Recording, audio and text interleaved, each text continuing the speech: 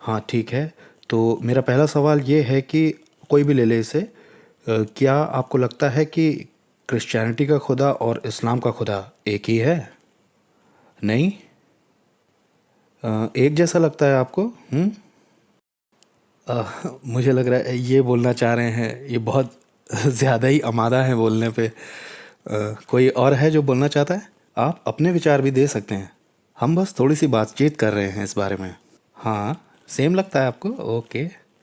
तो देखिए, बात यह है कि हमारे जो लोग हैं उनके बारे में यीशु ने ऐसे कहा है कि मेरे लोगों को ज्ञान नहीं है। और ये एक तरह से सच भी है। अगर किसी चीज़ के बारे में आपकी नॉलेज थोड़ी कम है तो आप कुछ भी ख़राब कर सकते हैं।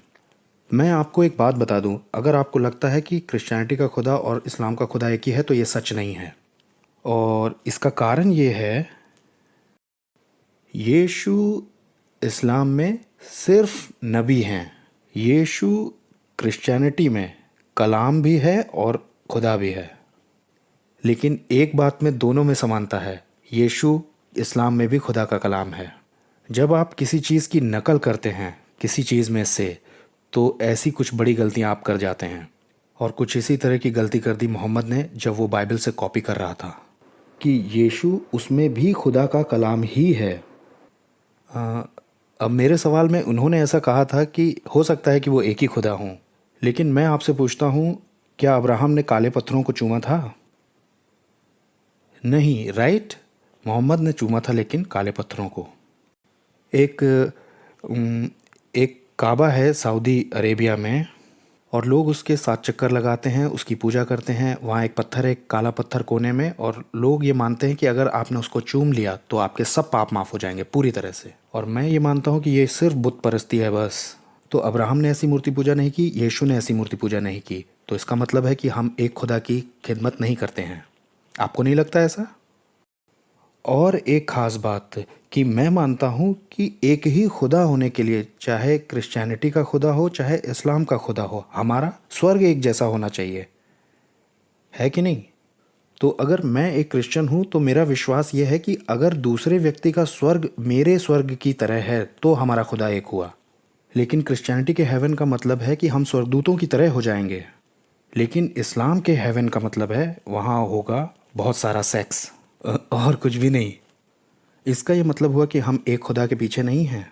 मोहम्मद ने ऐसे खुदा को देखा जो आदमियों को 72 वर्जिन्स देने जा रहा है सेक्स करने के लिए, और क्रिश्चियनिटी में ऐसा बिल्कुल भी नहीं है। देखिए, सेक्स जो है ये दुनिया के लिए एक ब्लेसिंग है, क्योंकि इससे आप बच्चे पैदा कर सकते हैं और ये इंसानों को दी गई आशीष है।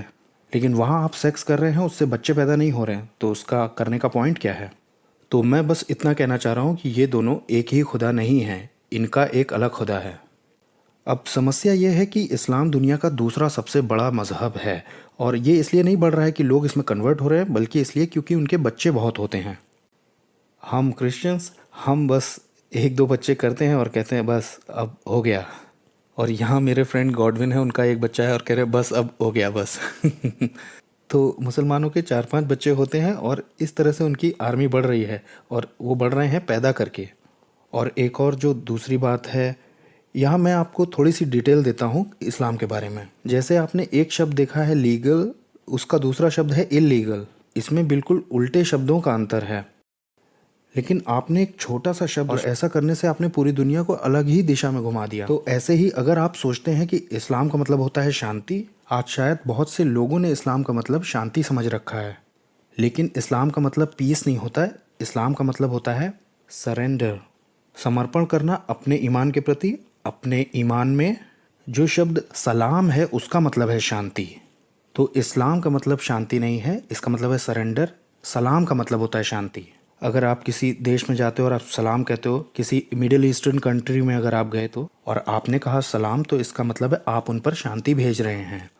अब जो शब्द लव है वो कुरान में 45 बार आता है, और वो भी सिर्फ आया है वेल्थ के लिए, मोहब्बत।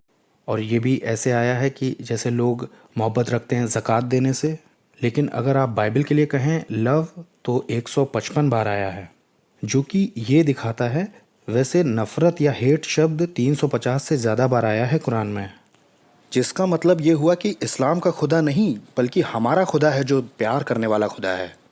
अब इस बात को देखने की थोड़ा कोशिश कीजिएगा इस्लाम में कि जो इस तरह की बात सिखाता है कि आप मज़हब से जुड़े कामों को करें। अगर आप अच्छे काम करेंगे तो आप जन्नत जाएंगे, नहीं तो आप जहन्नुम चले जाएंगे।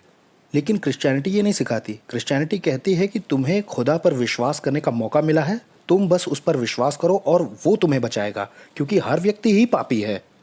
क्योंकि आप या गुनाह से आप बच नहीं सकते। ये तो ऐसी चीज़ है जो आपसे होगा ही। लेकिन फिर भी वो लोग यही मानते हैं कि क्रिश्चियनिटी भी एक मज़हब है। क्रिश्चियनिटी कोई मज़हब नहीं है। क्रिश्चियनिटी तो रिश्ता है खुदा का उसके लोगों के साथ। ये एक रिलेशनशिप है, ये रिलीजन नहीं है। इसमें ये नहीं कहा गया कि तुम बुरा करोगे तो जहन्नुम जाओगे, अच्छा करोगे तो जन्नत जाओगे। हाँ, इसके कॉन्सिक्वेंसेस तो हैं, लेकिन यीशु ने हमको एक मौका दिया है कि हम जाने कि वो कौन है। एक एग्जाम्पल समझिए कि अगर आप किसी मुसलमान से पूछें कि उनका खुदा कौन है, तो वो कहेंगे उन्हें कोई आइडिया नहीं है।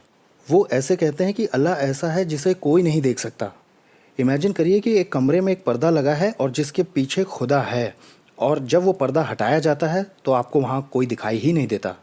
कुछ इस तरह का इस्लाम का खुदा है। लेकिन क्रिश्चियनिटी का जो खुदा है वो इतना हलीम होकर के सोल में आया, कुछ इस तरह से कि वो हमसे मेल जोल रख सके और अपने आप को हमें महिमा में दिखा सके, और जिन तकलीफ़ों से हम गुजरते हैं उससे वो भी गुजर सके, और उसने एक परफेक्ट लाइफ भी जी के दिखाई। अब एक और ऐसी बात है जिस पर बहुत ज़्यादा गंभीरता से सोचना चाहिए, और इस्लाम में वो चीज़ है तकिया। तकिया एक अरबी शब्द यानी जिसका मतलब है प्रोटेक्शन। और इसमें क्या होता है कि आप ईमान के बारे में दूसरों से झूठ बोल सकते हैं।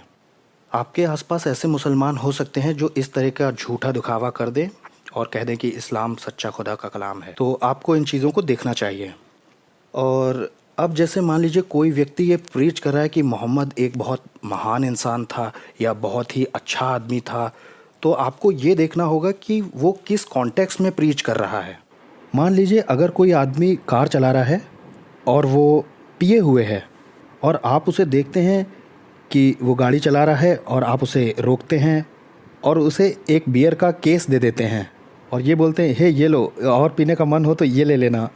कुछ ऐसा ही तो यहाँ कुछ अमेरिकन्स कर रहे हैं।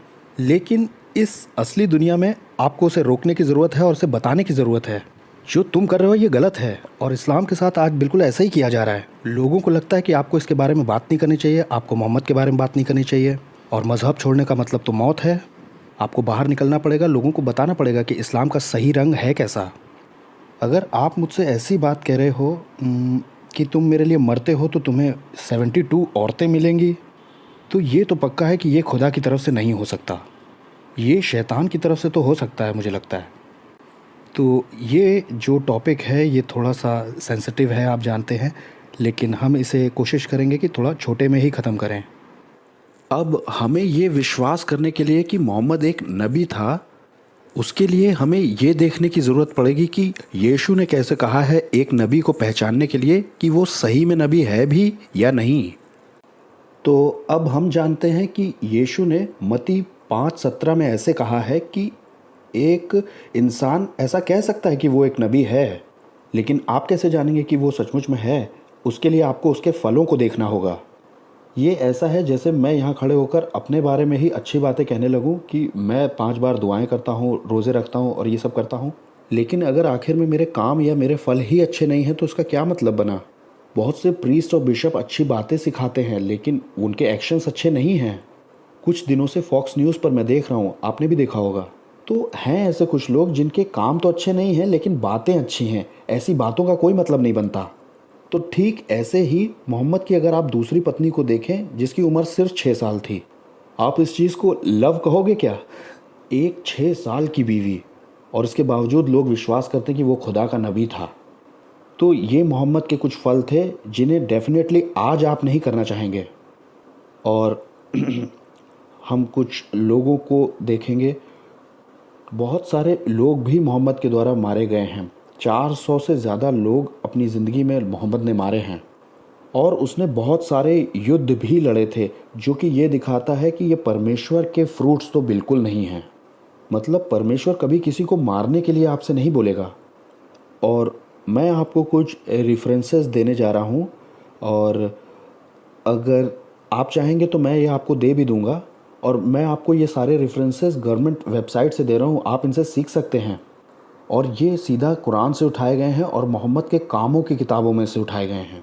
तो ये सब आपको बना बना के नहीं बताया जा रहा है। तो अगर वो ब्रदर वहाँ से पहली वाली वर्स लगा दें यहाँ पे, तो आइए देखते हैं मोहम्मद के फल क्या थे। तो ये एक हदीस है, और आप देख पा रहे हैं कि ये वेबसाइट sunna.com से लिया गया है। यहाँ लिखा है कि मदीना का क्लाइमेट कुछ लोगों को सूट नहीं कर रहा था, इसलिए मोहम्मद ने उनसे कहा कि उनके चरवाहों को और उनके ऊँटों को फॉलो करें और उनके दूध और उनका पेशाब पिएं दवाई की तरह। और उन्होंने वैसा ही किया चरवाहों के साथ, और दूध भी पिया और पेशाब भी पिया, और जब तक वो ठीक नहीं हो गए। और ये सुन्ना है। सुन्ना का मतलब वो टीचिंग मोहम्मद की जो अब उन्हें अपने एक्शंस में करके दिखानी है। ज़रा इमेजिन करिए कि आज के समय में एक मुसलमान इसे प्रैक्टिस करता है और ऊँट का पेशाब पी करके हील हो जाता है। देख लीजिए इस चीज़ के पागलपन को तो देखिए। और इसके बाद भी लोग यकीन करते हैं कि वो नबी था। और ये उनकी गवर्नमेंट वेबसाइट है, ये ऐसा नहीं है कि ये कोई मेरी वेबसाइट हो। ये sunna.com है, जाहिर सी बात है आप देख रहे हैं। और अब आइए हम एक दूसरा उदाहरण देखेंगे। जो कुछ भी उसने कहा है उसी से पता चल जाता है कि वो नबी है कि नहीं। और यहाँ पर उसके लिए आप एक और सुन्ना हदीस को देख रहे हैं। अब ऐसा था कि वहाँ एक साथी था उसका, और लोग बहुत से आते थे मोहम्मद के पास अपने सवालों को लेकर के। सारे सवाल अगर मैं आपको बताऊँगा तो बहुत टाइम हो जाएगा, और शायद पास्टर भी कह दे कि भाई चलो निकलो यहाँ से। तो हम बेसिक चीज़ें ही देखेंगे। तो ये sunna.com वेबसाइट की हदीस है, और मोहम्मद नबी के मुंह से ये बातें निकली हैं। तो ये पूछा गया कि जन्नत में खाने का पहला मील क्या दिया जाएगा। अब जैसे लोगों को ये बताना है जन्नत के बारे में कि वो कितना बढ़िया होगा और उनका फ्यूचर कितना बढ़िया होगा, तो एक जो सेल्समैन होता है वो उन्हें बहुत सारे फ़ायदे गिना देता है। अब जैसे आप ऐसे लोगों के पास जाएं तो वो आपसे ये कहेंगे आपको हेल्थ बेनिफिट होगा, और इसमें आपको बहुत फ़ायदा होगा, आपको बीमारियों में छुट्टी मिलेगी, मतलब ऐसी बहुत सारी बातें, ताकि बहुत सारे लोग आकर के जुड़ के काम करें। और ठीक ऐसा ही मोहम्मद ने भी किया, और उसने तो इस हद तक उसे खींच दिया है कि अगर आप ये सब कुछ पढ़ लें तो आप समझ लेंगे कि ये साफ ढकोसले हैं बस। आप सिर्फ कुरान पर ही विश्वास नहीं करते हैं, बल्कि आपको कुरान और हदीस दोनों को लेकर चलना होता है। तो इन्हें एक साथ ही लिया जाता है। आप नहीं कह सकते कि कुरान खुदा का कलाम है, हदीस नहीं है। हदीस में वो काम है जो करने होते हैं, और ये मोहम्मद के वो एक्शन है जो उसने अपने मुंह से खुद कहे हैं। और तब उन्होंने ऐसा बताया है। तो जन्नत के लोगों का जो पहला खाना होगा वो ये होगा, मतलब जब लोग जन्नत पहुंचेंगे तो उन्हें ये खाने को मिलेगा सबसे पहले। तो ये उससे कोट किया हुआ फ़िश लिवर होगा। फ़िश लिवर जो होता है वो, अब अरब के समय के लोगों के हिसाब से फ़िश लिवर बहुत महंगी डिश समझी जाती थी। और यहाँ पर इस तरह से दिखाया गया है कि सबसे पहले जन्नत में आपको खाने के लिए यही सब चीज़ें मिलेंगी।